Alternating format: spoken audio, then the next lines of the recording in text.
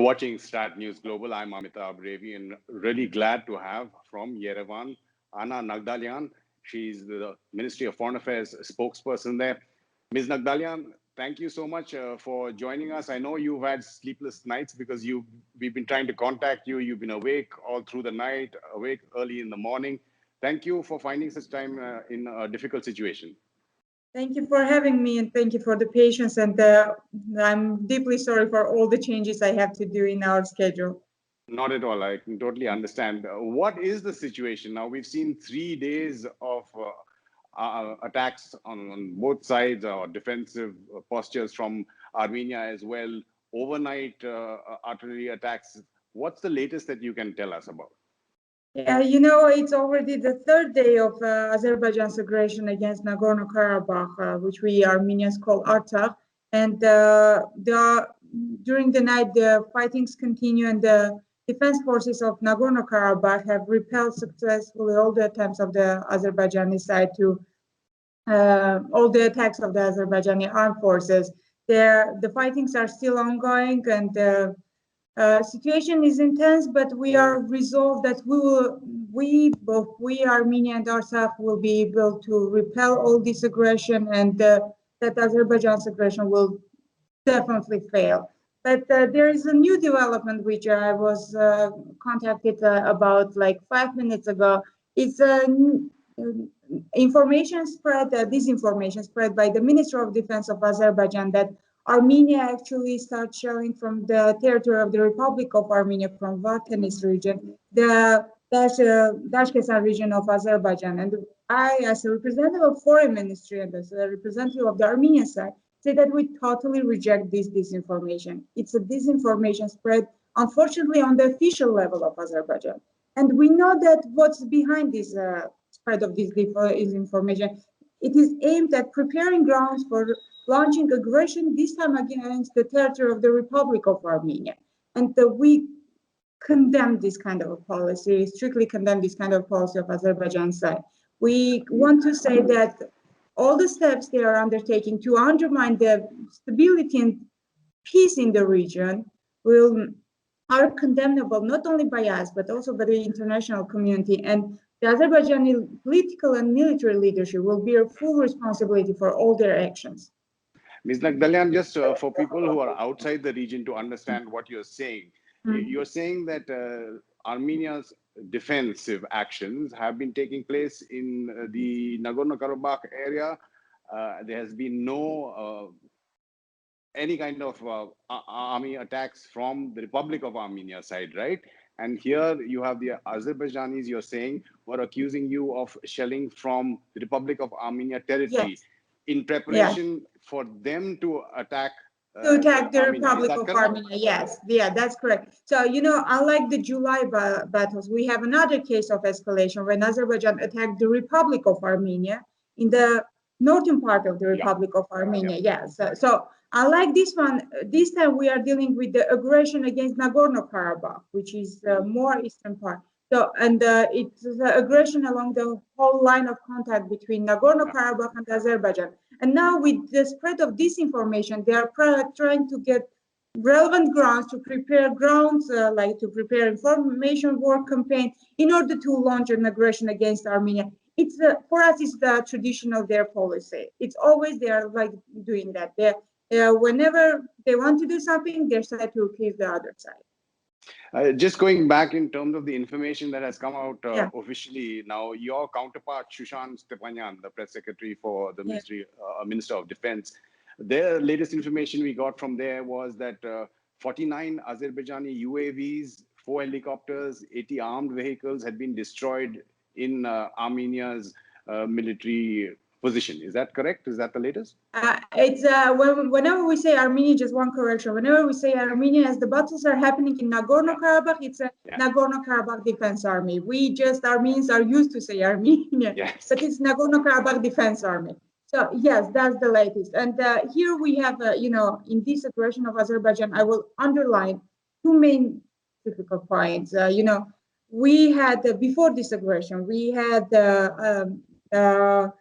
Azerbaijan publicly denouncing the peace process at the level of the president of Azerbaijan, who said that they will resort to the military resolution of the conflict, which is the Nagorno-Karabakh conflict, which is for us is the conflict which relates to the security and the right to life of our compatriots living in Nagorno-Karabakh. And they say at the highest level, at the level of the president, that they seek military solution to this conflict. And the second, in this operation of Azerbaijan against Nagorno-Karabakh, we have a huge military and political presence of Turkey. And the part of the military equipment you have indicated, the part of it are used by Turkish military experts, and the part of it are producing are Turkish made. And this time we are dealing also with the, let's say, alliance of Azerbaijan and Turkey against Nagorno-Karabakh, against the people of Nagorno-Karabakh. Just those points that you are bringing up, Ms. Naghdalyan, do you have proof to say that Turkey is sending arms? Because there are reports also of the joint exercise that Azerbaijan and Turkey had conducted recently, that some arms may have been left behind. Also reports, and your prime minister has been quoted there as saying that Turkey is sending people from Syria to fight in the Nagorno-Karabakh area. Do you have any proof of that? Yes, let me say that just from the beginning of the Nagorno-Karabakh conflict back in the 90s, Turkey has always been supporting Azerbaijan. Yes. And within the if previously that support was demonstrated or manifested by the land blockade of the Republic of Armenia, this time we have qualitative change in that support. And this time we have information about Turkish military experts fighting side by side with Azerbaijan. They are using Turkish-made weapons, including UAVs, which is drones, and warplanes. There was a lot, you were right, after the July battles, there was a large-scale military exercise, Turkish-Azerbaijan military exercise, with really provocative actions. In the vicinity of Nagorno-Karabakh, there were, and also Armenia, there were really provocative actions. And also, we have the credible reports that Turkey is recruiting in some parts of the Middle East, precisely Syria, which is their presence is strong, some foreign terrorist fighters, and already transferring them to Azerbaijan. We have credible reports on that on many sources, including the Turkish ones. And Turkey is also providing a huge political and propaganda support to Azerbaijan during this aggression. And as I said, it comes to the point that we can say that people of Nagorno-Karabakh are left in fighting against Turkish-Azerbaijani alliance. And for us, it's really disturbing or concerning because, you know, the history of the Armenian nation about Turkish involvement in the region is really sad one. It's a tragic one. It's a kind of their role in doing, in committing the Armenian genocide or annihilating the Armenian population in their historic homeland. And it seems that today they are encouraging or providing all the support to Azerbaijan to do the same in the South Caucasus. And the genocide of the alliance between Turkey and Azerbaijan is a serious threat to the peoples of to all the peoples of the region. But here I would say, I will want to underline that we have all this information, but I am underlining with the full determination and resolve that Armenia and Artsakh are strong and determined to repel with their full capacities and neutralize the intent of that alliance. The intent of that alliance against the Armenian people. We are strong in our resolve to protect ourselves, to protect the people of Nagorno-Karabakh, security of the people of Nagorno-Karabakh, security of Armenia, because in our case, that resolve has no alternative, because it embodies the unshuttered will of the Armenian people to live in their land. And we are confident, I can say with full confidence, that this aggression attempt of Azerbaijan will fail, and at the end, Azerbaijan will be compelled to solve the issue, to renounce their intention to solve this issue from military means, and will sit at the negotiation table with the Artsakh or Nagorno-Karabakh side. I'll just get to the diplomatic maneuvers, but when you're talking about information and disinformation, and it's so difficult for a third party outside to get unbiased opinions or views or news, The Turks are, or the Azerbaijanis are accusing Armenia of getting Kurdish or PKK fighters as well from Syria. That's what I said, that we fully deny that information. That information was denied by also the Artsakh officials. And as I was saying at the beginning, whenever they are trying to do something, they have the policy of accusing the other side in the same actions. So you can see that accusation in the same policy. Whenever they are trying to attack, they accuse us on preparing something on that direction. So we totally deny that information. It's a fake news saying in a modest way. What is it? Right. Your point taken. Ms. Naghdalyan, I just want to talk about India and Armenia and India and the region as well. Now, we've seen Armenia last time around this year, your Prime Minister and our Prime Minister met at the United Nations General Assembly. Of course, now is the pandemic. And many say that's probably one of the reasons for, if Azerbaijan started this conflict, that's one of the reasons that the world is distracted. What would you be looking for in terms of at least verbal support from New Delhi? There's been no statement as yet, especially because your Prime Minister has gone publicly on record to say that you support India's position, say, on Kashmir, unlike Turkey, Azerbaijan, or Pakistan. So one more point about the COVID-19. Yes, there was a call of the UN Secretary General on ceasefire, global ceasefire, yes. And Armenia and Artsakh were among the first to join that. And so far we don't have our other side joining that the ceasefire call. And concerning if you say that it is difficult to get unbiased information who started initiated something, I will underline one point. For years, Armenia, Artsakh, and the mediators, OSCE Minsk Group co-chairs, have been suggesting and insisting on the establishment of ceasefire violation investigation mechanism. And we so far have a consistent rejection of Azerbaijan to establish that mechanism.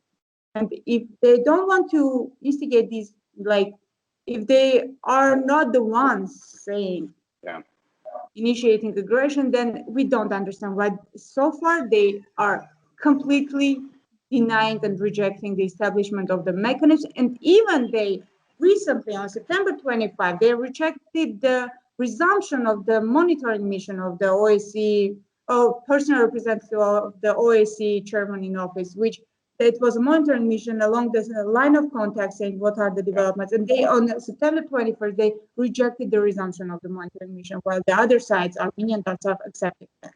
And about the international community, Armenia and India have really strong relationship. We call each other brotherly nations. We share each other's concern, each other's issues. We are really sensitive to the issues of concern of each other. And India is an important member of the international community, and we always appreciate India's support and position on the issues which are sensitive to us. And in this case, the major role of the international community is, and it has been done vocally by all the members of the international community, that they they condemn the use of force against the Artsakh, and we know who initiated the use of force. We have that joint position of the international community, and we suppose that it is one of the reasons why Azerbaijan started this blaming us in everything. And but we also expect from the international community to be more assertive in their assessment on who started the aggression, and on condemning the launch of large-scale aggression of Azerbaijan against the Artsakh and against the people of Artsakh, and against the security of the people of Artsakh. So would say Armenia be happy if India issues another statement like it did during the July conflict, in which I think at least 17 people were killed? In that, India called for both sides to restrain themselves or to not break the ceasefire. Is that enough, or would you want New Delhi to be more vocal on its support? Because India has ties, including trade and business in oil and natural gas, with Azerbaijan as well. We want the whole international community to be more vocal in condemning aggression. But we also appreciate the position of the international community, the joint and the unequivocal position of the international community that any aggression, any use of force should be renounced and is condemned. because we are never the one using the force. We are never the one initiating aggression. Ms. Naghdalyan, just wanted to ask you what you can tell us about, there were reports that India had won a military contract earlier this year for weapon locating radar as well to Armenia, a $40 million contract. Is there anything that you can share with us on that? Actually, in my capacity, I am always not answering any questions about the military, but I can provide you the contacts of my colleagues at the Ministry of Defense, because that's their sphere and I'm not trying to intervene anyway in that. Okay. Understood. Russia now, extremely important. You're an ally partner with Russia.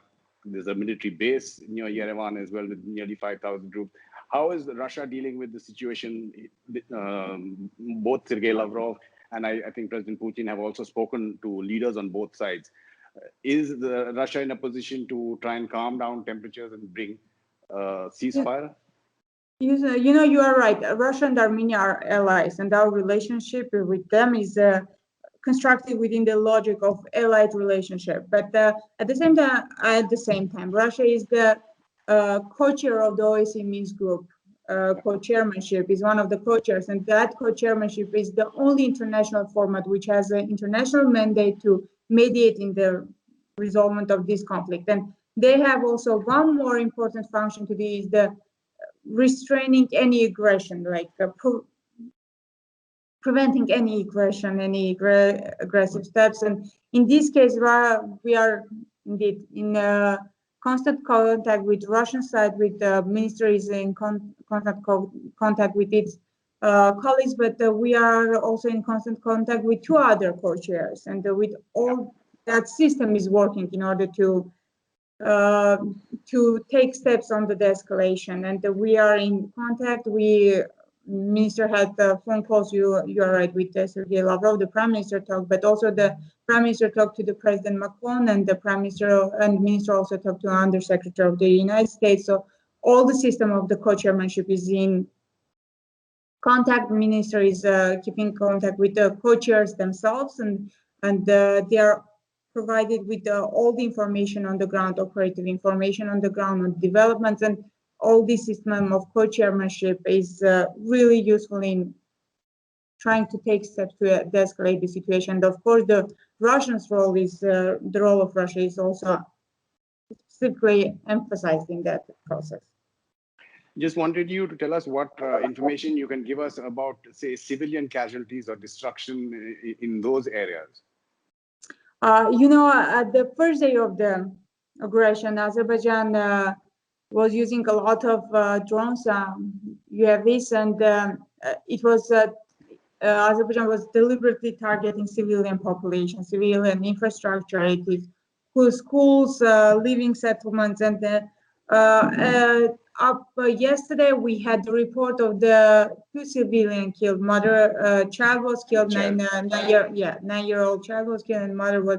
There are a lot of wounded. There are a number of wounded people among the civilians. You know, even in the capital of Stepanakert, all the civilians are in shelters in order to be safe. But in this case, we want also to condemn the deliberate targeting of the civilian infrastructure. It is schools, kindergartens. That's why they are also wounded among the civilians. There were reports about wounded in the civilians, and the casualties are up until now. I have the number of 3 people, but today in the morning, unfortunately, I didn't have a chance to check the numbers. Anna Naghdalyan, I absolutely appreciate your time in extremely difficult circumstances. We'll keep in touch. Thank you again. Thank you. Thank you. Thank you. Keep watching StratNews Global for the latest news and analysis from an Indian perspective. Do follow us on our social media handles to get the latest, and do support our kind of journalism. You're watching StratNews Global. I'm Amitabh, Revi.